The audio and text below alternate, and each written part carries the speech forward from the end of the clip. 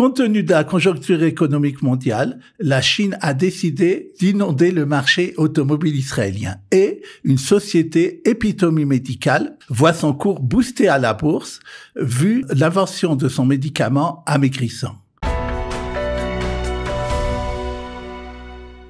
Daniel Guggenheim est notre docteur, analyste en économie. Il va nous raconter, comme chaque semaine, ce qui a buzzé dans la presse économique. On va commencer, vous l'avez sûrement entendu, par l'inflation qui, en août, a encore augmenté. Alors, faut-il s'affoler? C'est la première question que je poserai à Daniel. Bonjour Daniel.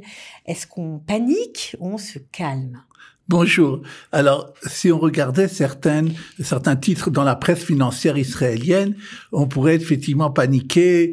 Israël ne contrôle plus les prix, défaite, échec du ministère des Finances, etc. Vraiment des choses alarmantes.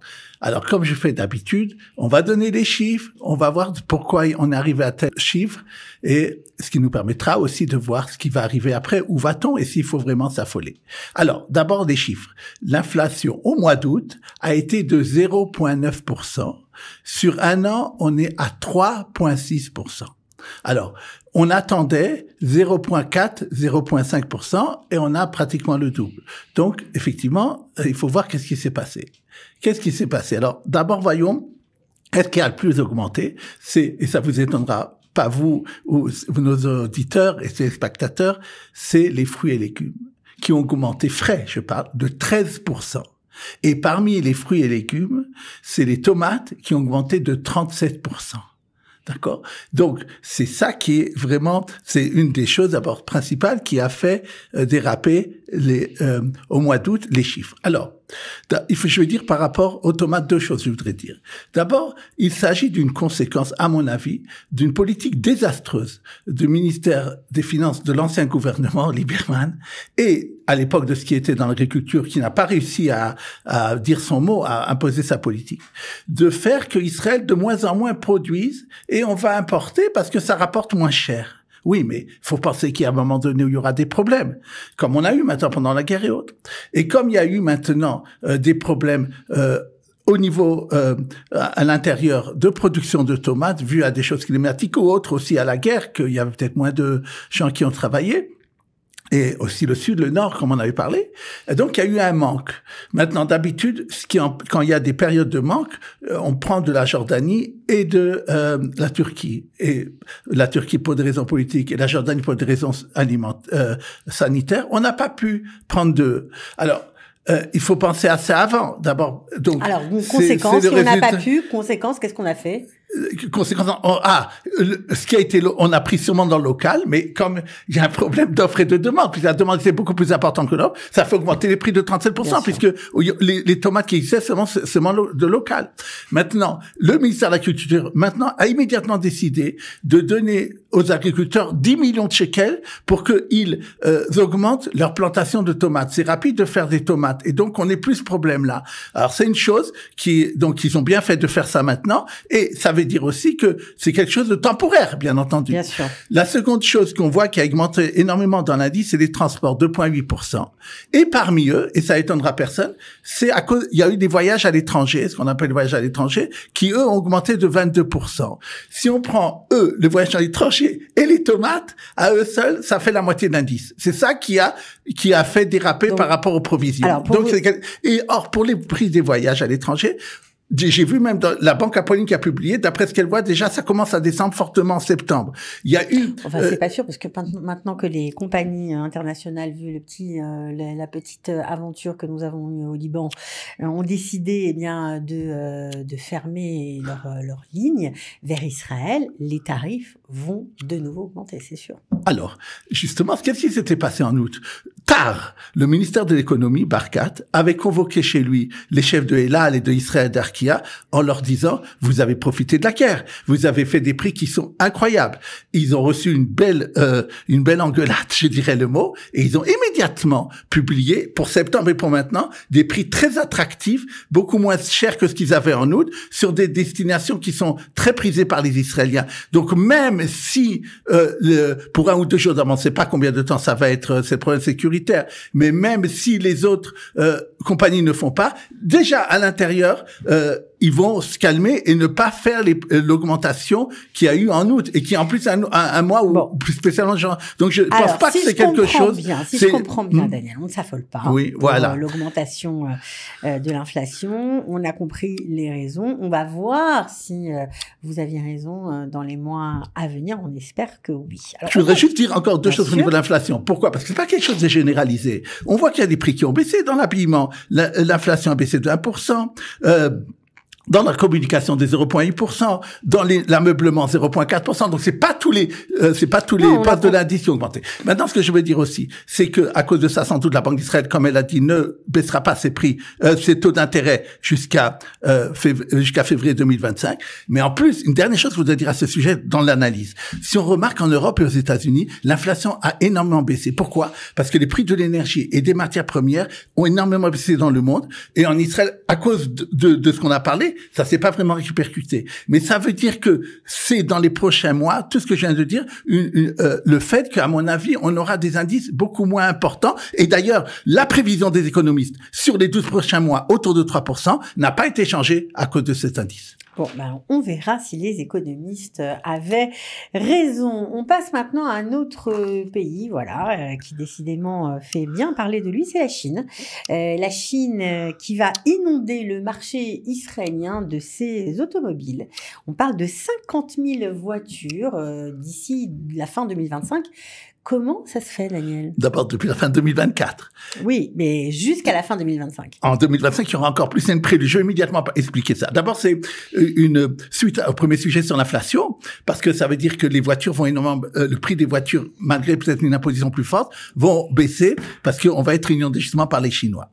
Israël se trouve au milieu de quelque chose de stratégique économie mondiale, de ce qui est en train de se passer. Qu'est-ce qui se passe? La Chine avait comme principal client l'Europe. Or, l'Europe a décidé de mettre des impôts, des impôts de douane, sur l'importation des voitures chinoises, surtout électriques, jusqu'à 40%. Conséquence en Europe, il y a eu des importateurs qui ont fait faillite parce que les gens n'acceptaient plus de payer aussi cher, et ça a énormément fait augmenter les prix en Europe, et donc la Chine se trouvait plus ou moins fermée devant ce marché-là. Maintenant, Russie, aussi marché très important pour l'Europe, pour la Chine, que en Russie, une voiture sur deux, c'était une chinoise. Or, les Russes n'ont plus tellement d'argent pour payer les Chinois parce qu'il y a un problème de devise, la guerre en Ukraine, etc. Là aussi, ça se ferme. Et donc, les principaux marchés où la Chine exportait, ça marche pas. Maintenant, en Israël, on n'a pas d'industrie automobile à l'intérieur du pays, qui nous obligerait à faire à faire des barrières douanières comme on fait l'Europe. Et donc, les Chinois vont vu ce marché-là, bien que c'est pas un marché mondial. Non, en Israël, il y a 270, il y a 270 000 voitures. Quand même. Et il y a 270 000 voitures qui sont vendues en Israël, neuves par an. Maintenant, ce qui se passe, donc, il y a maintenant plein de bateaux qui sont plein de voitures chinoises qui sont en direction maintenant d'Israël, qui arrivent, 50 000, donc j'ai dit jusqu'à 2024. C'est un prélude à ce qui va se passer en 2025. Et bien qu'il y aura une augmentation de l'imposition en 2025 des prix des voitures de l'impôt sur les voitures électriques, quand même, je pense qu'on aura des bonnes affaires. J'ai vu, par exemple, une voiture électrique chinoise va se vendre en Israël. J'ai vu maintenant, en fin 2024, 115 000 shekels. C'est pas énorme pour une voiture neuve qui est électrique. Alors souvent, c'est dans les 200 000 shekels. Donc on voit, Israël va profiter de cette situation de la conjoncture européenne, mondiale, russe, etc. Mais écoutez, c'est plutôt une bonne nouvelle. On continue avec un sujet qui va intéresser les consommateurs que vous êtes, si vous nous écoutez, et surtout si vous avez une carte Max VIP. On fait de la pub, mais bon, on est bien obligé de citer les protagonistes qui ont apparemment été débités d'une somme double par rapport à leurs achats. Alors, comment est-ce possible et que s'est-il passé, Daniel ? Que s'est-il passé, justement?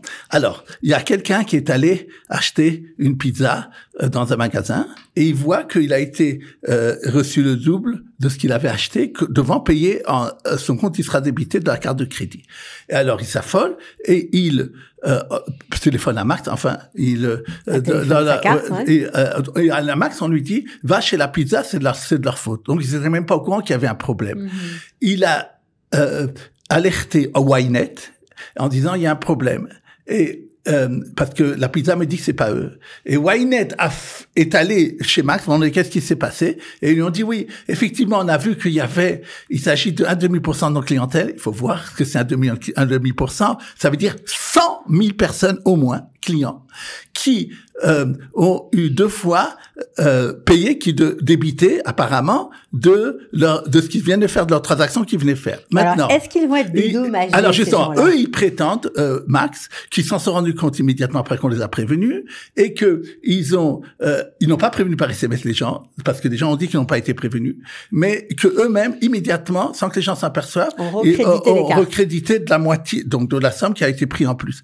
Mais je dis que je conseille à tous les gens qui nous écoutent et qui sont propriétaires de la carte Max de vérifier. Maintenant, ce que je voudrais vous dire encore, c'est que pas seulement les Max, mais de façon générale, je conseille à tous ceux qui nous écoutent de regarder de façon quotidienne leur carte de crédit. Ils peuvent le faire par les sites internet des banques, par les sites internet sur la carte de crédit, et ils voient immédiatement si les sommes qui ont été débitées aujourd'hui, c'est-à-dire qui sont à débiter dans le mois prochain ou en direct, peu importe, sont en corrélation avec ce qu'ils ont dépensé. Pourquoi? Parce que on a maintenant la presse a fait également état de quelqu'un qui, pendant des mois et des mois, allait photographier, surtout des vieilles personnes, lorsqu'ils prenaient de l'argent à la casse-pommade, pour voir quel était leur numéro. Et avec ça, il a fait des dizaines de milliers de shekels d'achat et dans les hôtels.